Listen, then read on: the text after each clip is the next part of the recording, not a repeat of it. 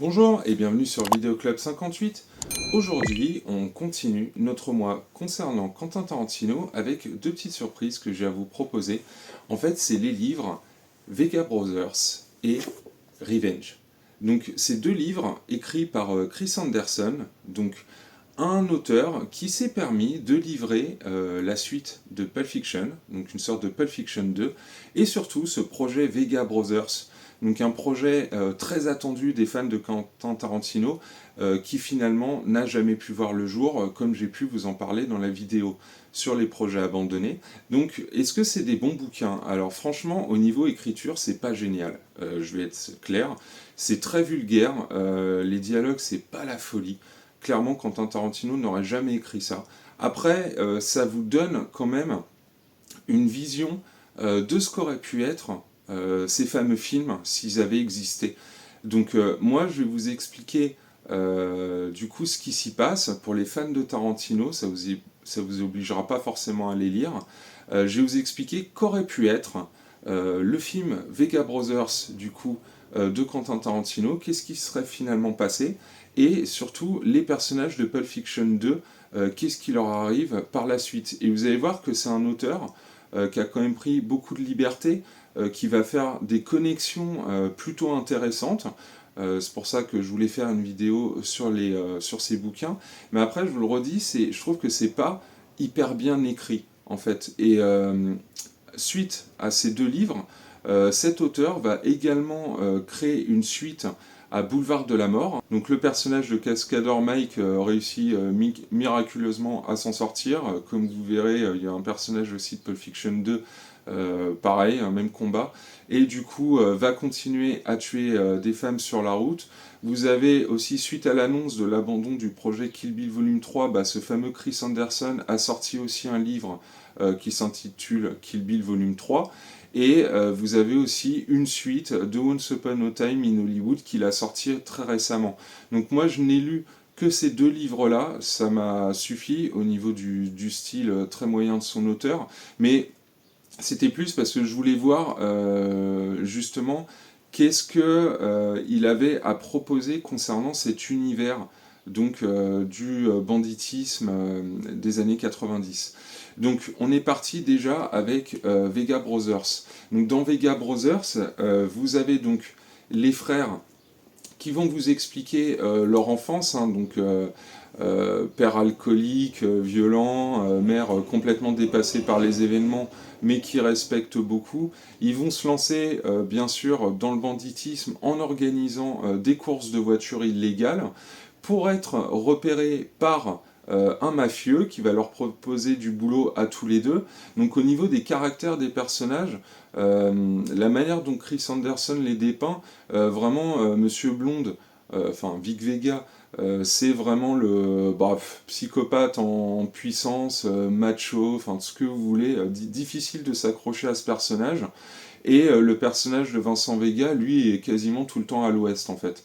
Voilà, quand je vous dis que c'est pas hyper bien écrit, c'est qu'en fait, je trouve que la manière dont il dépeint les personnages, c'est hyper caricatural et c'est extrêmement vulgaire, hein. Le nombre de gros mots que vous pouvez lire dedans, même Tarantino, il y en a pas autant, faut pas abuser, quoi. Et une agressivité aussi dans la manière de parler, dans le ton, je trouvais, bon voilà, qui appartient à cet auteur-là. Mais ça, moi, ça m'a fait décrocher plusieurs fois. Donc ils sont récupérés par la mafia, ils bossent pour eux, et puis finalement, à un moment donné, ils ont envie d'être un peu plus indépendants, de bosser pour d'autres, et c'est là où Vic, lui, va rencontrer le personnage de Joe Cabot, et Vincent Vega, lui, va connaître le personnage de Marcellus Wallace. Donc Marcellus Wallace, lui, va envoyer Vic Vega en Europe pour contrôler une boîte qui vient de monter, qui sert de passerelle à son trafic de drogue. Donc il va lui confier l'une de de ses affaires les plus importantes. Donc Vincent Vega, pendant une partie du bouquin, est en Europe, pendant que Vic, lui, fait des coups pour Joe Cabot et se retrouve en prison, comme c'est indiqué justement dans le Reservoir Dogs. Il va effectivement faire quelques années de prison, et à sa sortie de prison, va retrouver Vincent Vega en Europe, hein, où il va travailler avec lui justement à Amsterdam. Donc il y a aussi voilà, une partie de l'histoire où les deux frangins vont travailler ensemble pour le compte de Marcellus Wallace en Europe. Et quand Vic Vega revient du coup aux États-Unis, il repart de nouveau travailler pour Joe Cabot, et ça va être l'affaire voilà, des diamants de Reservoir Dogs. Et à la fin du coup, de ce livre Vega Brothers, donc Vincent Vega, lui, se fait tuer par le personnage du coup de Bruce Willis.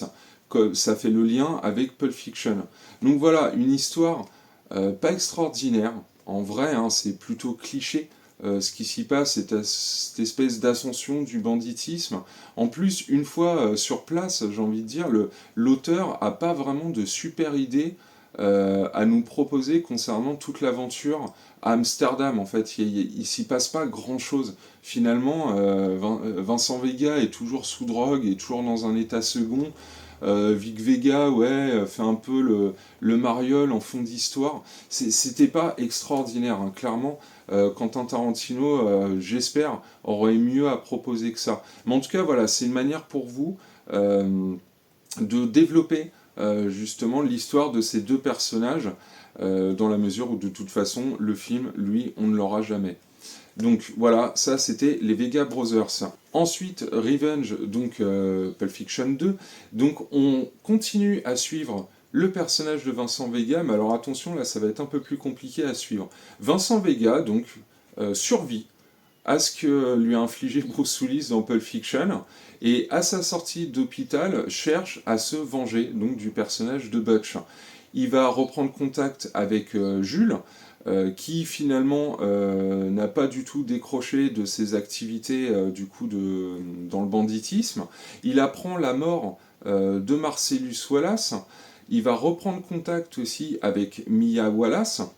On va revoir le personnage de Jimmy, on va revoir le personnage de Lance, et ils vont se renseigner auprès de Mr. Wolf, qui apparaît aussi dans ce bouquin-là, pour retrouver la trace de Butch. Alors là où il a pris de très très grosses libertés, c'est qu'il va nous faire des connexions plutôt étranges entre Reservoir Dogs et Pulp Fiction. C'est-à-dire que son personnage de Wolf, dans ce Pulp Fiction 2, s'annonce finalement comme étant le Mr. White de Reservoir Dogs. Il nous annonce aussi avoir récupéré les diamants auprès de Mr. Pink, qu'il a abattu, et Mr. Wolf lui-même se fera abattre par Vincent Vega et Jules, qui veulent aussi récupérer les diamants. Le personnage de Jimmy, lui, va se faire abattre également. Le personnage de Butch, ils vont le retrouver et ils vont l'abattre, ainsi que sa copine française, hein, qui était jouée par Maria de Medeiros. On apprend que le personnage de Marcellus Wallace, finalement, c'est Mia Wallace qui a commandité sa mort, parce qu'elle voulait prendre contrôle de son business. Elle va garder Vincent Vega près de lui. Voilà, il y a des libertés qui sont prises, hein. Là, je vous ai fait un très très gros résumé du bouquin. Mais est-ce que c'était bon? Je veux dire, c'est un peu le même problème qu'avec le bouquin des Vega Brothers, quoi. C'est que c'est pas très très bien écrit. Est-ce que l'histoire est trépidante? Est-ce qu'on aurait voulu voir ça en film? Pour ma part, non. À part le fait de revoir voilà, des personnages de Pulp Fiction et de Reservoir Dogs. Mais je trouve que ça développe pas vraiment l'univers en dehors de ce qui avait été annoncé un petit peu dans le bouquin Vega Brothers. C'est que Joe Cabot, en fait, et Marcellus Wallace se connaissent très très bien en tant que patron du banditisme. D'ailleurs, Marcellus Wallace a travaillé pour Joe Cabot pendant une période, et il nous explique aussi, il se permet des libertés, hein, cet auteur, hein, Chris Anderson, il va nous expliquer que la manière de s'habiller des gangsters dans Reservoir Dogs, c'est un espèce de code qui a été instauré par Joe Cabot, et Marcellus Wallace lui a piqué l'idée dans la mesure où Jules et Vincent Vega s'habillent aussi de cette manière-là. Donc voilà, vous avez des petites choses, mais alors moi un truc qui m'a sorti vraiment de l'histoire, c'est ce coup Mr. Wolf qui est le Monsieur White de Reservoir Dogs. Alors du coup vous me direz, mais c'est pas possible, puisqu'à la fin de Reservoir Dogs, Monsieur White se fait tuer en même temps que Monsieur Orange par les flics. Et ben non, en fait, Chris Anderson va utiliser une astuce dans la mesure où on voit pas ce qui se passe dans le Quentin Tarantino, hein, que c'était libre à l'interprétation, même si voilà, on pouvait quand même se douter de ce qui allait passer, de ce qui allait se passer. Euh, En fait, les bruits, les coups de feu qu'on entend à la fin de Reservoir Dogs, ce sont d'autres dogs, donc des bandits de la team de Marcellus Wallace et autres, qui arrivent pour flinguer les flics qui entourent l'entrepôt. Et en fait, Mr. Pink, lui, a réussi à s'enfuir, mais Mr. White, lui, il va s'en sortir, en fait. Donc il nous invente un peu voilà, de toute façon, Chris Anderson, pour écrire ces Vega Brothers et Pulp Fiction 2, a pris des libertés de toute façon au niveau des morts des personnages, hein. Il nous ressuscite des morts dans les Tarantino, en veux-tu en voilà. Et puis le bouquin, que je n'ai pas lu, hein, je dis j'ai lu que ces deux-là, mais le bouquin justement sur Cascadeur Mike, là, la suite de Boulevard de la Mort, c'est la même chose, hein. Quand vous avez déjà vu Boulevard de la Mort, ce qui arrive au personnage à la fin, il se fait clairement éclater la tête par une botte, hein, donc il est mort. Et c'est vrai que de le faire revenir, là, je vois même pas. Autant là, bon, Vincent Vega, il s'est pris des balles, même si on voit clairement qu'il est mort dans Pulp Fiction. Bon, allez, peut-être qu'il peut s'en sortir. Là, en plus, il nous fait le coup, c'est une voisine qui a entendu du bruit, qui est venue dans l'appartement de Butch, et puis qui a constaté qu'il y avait un mec criblé de balles et qui a appelé les secours. Ouais, voilà, hein, de toute façon, il faut aussi laisser passer beaucoup de choses dans ces deux bouquins pour que ça fonctionne. Après, entre les deux, lequel j'ai préféré, je vous dirais quand même peut-être Vega Brothers, que j'ai trouvé plus sympa parce que là au moins, je trouvais ça linéaire, je trouvais ça très convenu, mais au moins c'était pas tiré par les cheveux comme ça pouvait l'être pour Pulp Fiction, quoi. Pour ce Pulp Fiction 2. Et ouais, ce Revenge, là, Pulp Fiction 2, donne des destinées aux personnages que je trouvais vraiment très moyennes, quoi. Et puis là, c'est vrai que le kill count, il est énorme, quoi. Et puis Tarantino n'aurait pas fait autant. Donc voilà, en tout cas, je voulais vous proposer cette vidéo où je reviens sur deux suites voilà un projet complètement abandonné de Quentin Tarantino en livre. Voilà, si vous voulez poursuivre l'expérience Quentin Tarantino comme je l'ai fait, ça se trouve vous serez plus, ça vous plaira plus le style Chris Anderson qu'à moi, hein. Là c'est purement mes goûts perso, hein, sur ces deux bouquins. En tout cas voilà, j'étais content de vous les proposer. Donc Revenge et Vega Brothers de Chris Anderson. Et moi je vous dis à demain pour une autre vidéo concernant Quentin Tarantino. À demain.